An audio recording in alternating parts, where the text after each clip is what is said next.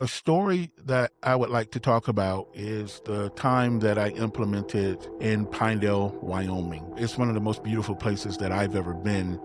And I could tell you, I was driving to the go live of the implementation, and the implementation had went very well. But I was driving from Salt Lake City to go to the go live. I remember on the drive over to Wyoming, there was a blizzard, and this was at least a 4-hour drive trying to get there. And I'm driving through this blizzard, and the snow is parallel, and the vehicle is just shaking from the wind.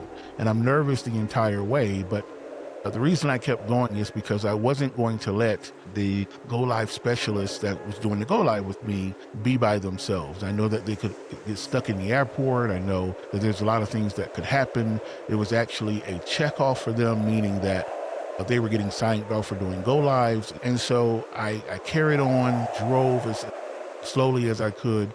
What should have taken a 4-hour trip took about an 8-hour trip to get there.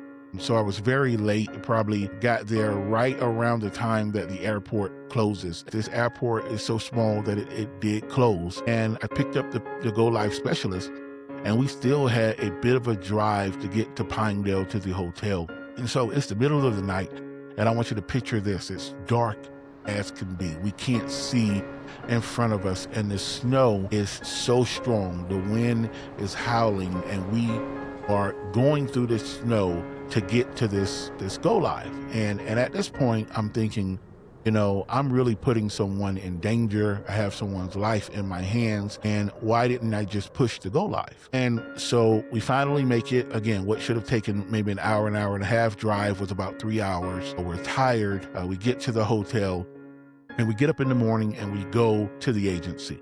And so when we arrive at the agency, we're talking to the agency about, hey, if you need to postpone, we're okay with that. We know that it's tough. We know that it's a blizzard. And they said, no, this is perfect, because they had citizens that were shut in that couldn't leave. They couldn't go to the hospital if they wanted. And so we devised a plan to be able to receive post-dispatch and pre-arrival instructions, because we also knew that the responding units, which at that time there were only 4 ambulances that responded to about 5,000 square miles.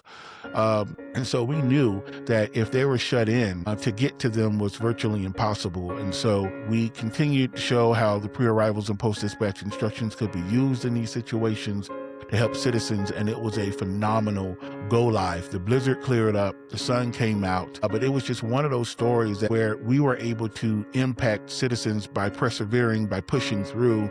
That is the power of implementations. That is the power of customer success. And that individual that did that go live, it reshaped their career to where they're one of the most prominent implementers in the 911 space today. And I'm really happy to be a part of their training process, learning process.